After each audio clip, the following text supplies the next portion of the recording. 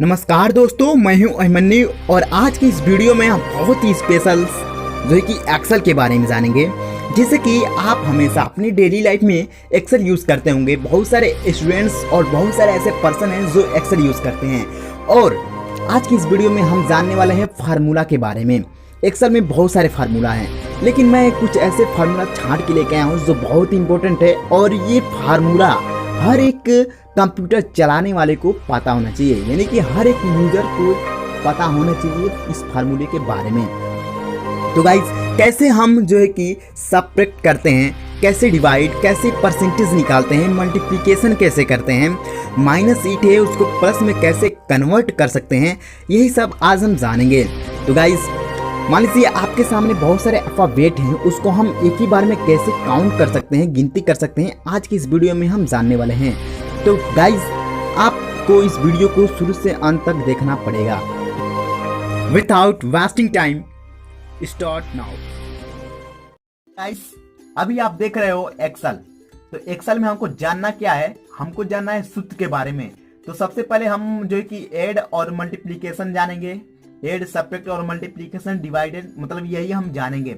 उसके बाद वाला सूत्र जानेंगे। तो गाइस, यहाँ पे सबसे पहले हमको ऐड करना है। तो ऐड करने के लिए हम आपको बता दें कि सबसे पहले आपको जो कि उसका लोकेशन देखना पड़ेगा। उसका लोकेशन क्या है, यानी कि हम कहाँ से कहाँ तक लिखे हैं। कोई भी अंक ले लीजिए, जैसे वह इतना हो गया, फिर इतना हो गया, फिर इतना हो गया और फिर इतना हो गया। यानी कि हमको क्या करना है, इसको ऐड करना है, जोड़ना है। तो हम लोकेशन देखने के लिए कहे हैं, तो लोकेशन हम कहां से कहां तक लिखे हैं, ए से लगाई 4 तक लिखे हैं। ठीक, 1 2 3 4, यानी कि 1 से 4 तक लिखे हैं। तो इसका लोकेशन होगा A1 और कोलन A4, यही होगा ना। और उसके बाद कोई भी सूत्र लगाने से पहले आपको सबसे पहले इक्वल टू का चिन्ह लगाना होगा। जैसे इक्वल टू हो गया, उसके बाद जो है कि सम, जोड़ने के लिए सूत्र बता रहे हैं, इक्वल टू सम हो गया। उसके बाद ओपन पैरेंथेसिस, ठीक, उसके बाद क्या है आपका ओपन पैरेंथेसिस। अब उसके बाद लोकेशन देखने के, तो वो A1, यहाँ पे A1 हो गया आपका। और फिर उसके बाद कोलन, शिफ्ट के साथ कोलन दबाएंगे। फिर उसके बाद A4, उसका लोकेशन क्या है, A4 है ना, तो फिर यहाँ पे A4 हो गया। उसके बाद क्लोज पैरेंथेसिस हो गया। उसके बाद एंटर प्रेस कर देंगे। अब एंटर प्रेस करने के बाद हमारा रिजल्ट हमारे सामने क्या हुआ, प्राप्त हो जाएगा। ये थी हम कैसे ऐड कर सकते हैं। और आप लोग तो इसको जान ही गए हो सूत्र के माध्यम से, इक्वल टू सम और फिर उसके बाद लोकेशन डाल के जो है कि इंटरप्रेस कर देंगे, हमारा कैलकुलेट हमारे सामने आ जाएगा। तो ये थी। अब उसी प्रकार घटाना हम जानेंगे, कैसे सब्ट्रैक्ट करते हैं। तो गाइज, इसके लिए भी आपको लोकेशन देखना पड़ेगा और तब आप सब्ट्रैक्ट कर सकते हो बहुत आसानी से। तो देखिए, यहाँ पे हमने कोई अंक डाल दिया, जैसे 56, ठीक।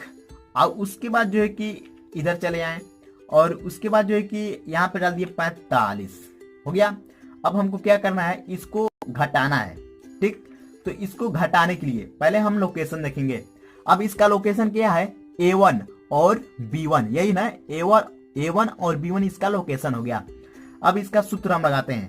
तो घटाने का सूत्र ये होता है, इक्वल टू, ठीक। अब उसका लोकेशन देख लेंगे, A1 हो गया, इक्वल टू A1, माइनस लगा देंगे इसके बीच में, माइनस हो गया। और उसके बाद लोकेशन देख लेंगे, A1 उसका लोकेशन है, फिर B1 उसका लोकेशन है। और घटाने का सूत्र है equal to A1 minus B1, क्या है, B1 हो गया। अब उसके बाद इंटर प्रेस कर देंगे। अब इंटर प्रेस कर देंगे तो हमारा रिजल्ट हमारे सामने चला आया। ये थी कैसे हम घटाना कर सकते हैं, इसका सूत्र था। अब गाइस, हम करेंगे मल्टीप्लाई, यानी कि गुणा। तो गुणा करने के लिए हमारे पास अंक होना चाहिए। यहाँ पे जैसे कि 5 है, फिर उसके बाद 4 है, ठीक। अब हमको क्या करना है, इसका घटाना मतलब मल्टीप्लाई करना है।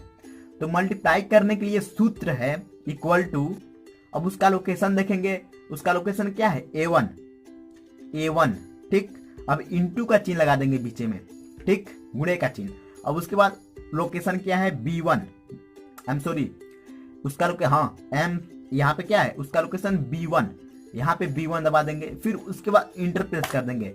अब जैसे ही हम इंटर प्रेस करेंगे, हमारा रिजल्ट हमारे सामने चला आएगा। ये थी गुणा करने का सूत्र। अब दोस्तों बारी है डिवाइड की। तो हम डिवाइड कैसे कर सकते हैं? सबसे पहले हमको वहां पे अंक चाहिए, ठीक।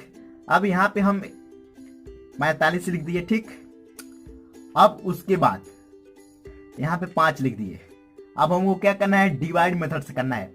तो हम आपसे तभी से बता रहे हैं आपको कि सबसे पहले कोई भी सूत्र हो हमको इक्वल टू का ही इस्तेमाल करना है, इक्वल टू। अब उसके बाद क्या करना है? हमको लोकेशन देखना है। तो लोकेशन हमारा क्या है? A1, ठीक। अब उसके बाद क्या है? भागा, यानी कि डिवाइड का चिन्ह है, क्या है? डिवाइड का चिन्ह यहाँ पे लगा देंगे। फिर उसके बाद लोकेशन देखेंगे, उसका लोकेशन क्या है? B1 हो गया। अब जैसे ही हम इंटर प्रेस करेंगे हमारा सामने क्या हो गया? हमारा रिजल्ट प्राप्त हो गया। ये थी डिवाइड का मेथड। हम कैसे डिवाइड कर सकते हैं? सूत्र के माध्यम से। यदि आपको एवरेज निकालना हो तो कैसे निकालोगे? सबसे पहले आप कोई अंक लोगे, फिर उसके बाद जोड़ोगे, फिर उसके बाद डिवाइड दोगे, फिर उसके बाद एवरेज निकालोगे। बट ये जो मैं बता रहा हूं वो डायरेक्टली आप एवरेज निकालने का सूत्र बता रहा हूं। तो जैसे सबसे पहले हमको कोई अंक होना चाहिए हमारे पास, ठीक। तो हमारे पास ये अंक हो गया। उसके बाद हमको डायरेक्टली इसका क्या करना है? फार्मूला लगा देना है। तो फार्मूला क्या है? Equal to average, AVERAGE, equal to average हो गया। उसके बाद ओपन पैरेंथेसिस, और उसके बाद उसका लोकेशन देखेंगे। तो लोकेशन क्या है? A1, फिर उसके बाद कोलन शिफ्ट के साथ, फिर उसके बाद लोकेशन क्या है?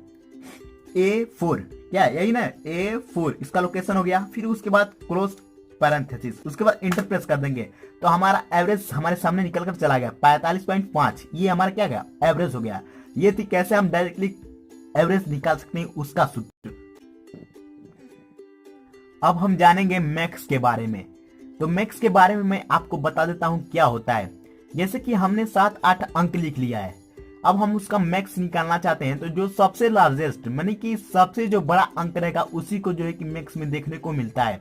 जैसे कि मान लीजिए हमारे पास इतना अंक है, ठीक। अब इसका हम क्या करेंगे?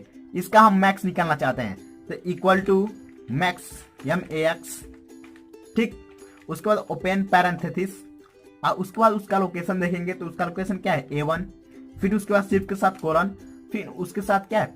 यानी कि उसका लोकेशन है A5, ठीक, A5। उसके बाद जो है कि क्लोज पैरेंथेसिस, ठीक। अब एंटर प्रेस करेंगे तो सबसे जो लार्जेस्ट नंबर है यानी कि जो सबसे बड़ी संख्या है उसी संख्या को क्या किया? मैक्स में दिखाया है। अब यही प्रक्रिया मीन में कर देंगे। मीन में जो है कि जाने के लिए हमको अंक चाहिए होती है, और अंक जो सबसे कम होगी, यानी कि इसमें जो मैक्स में सबसे बड़ा और मीन में सबसे छोटी संख्या हमको देखने को मिलेगी। तो चलिए इसमें हम मीन समझते हैं। मीन में क्या है? हम डायरेक्टली क्या करेंगे? मीन का सूत्र लगा देंगे। मीन का सूत्र लगा देंगे। तो इक्वल टू मीन MIN, ठीक, इक्वल टू मीन। फिर उसके बाद ओपन पैरेंथेसिस, उसका लोकेशन देखेंगे A1, उसका लोकेशन है। फिर उसके बाद शिफ्ट के साथ कोलन, और उसके बाद लोकेशन A5, ठीक, क्या है? A5। उसके बाद क्लोज पैरेंथेसिस, उसके बाद एंटर प्रेस कर देंगे। तो देखिए सबसे जो छोटी संख्या है उसको 14 है, यानी कि 14। तो देखिए मैक्स और मीन में अंतर क्या है? जो मैक्स होता है सबसे बड़ी संख्या को दिखाता है, और जो मीन होता है जब सबसे छोटी संख्या को दिखाता है।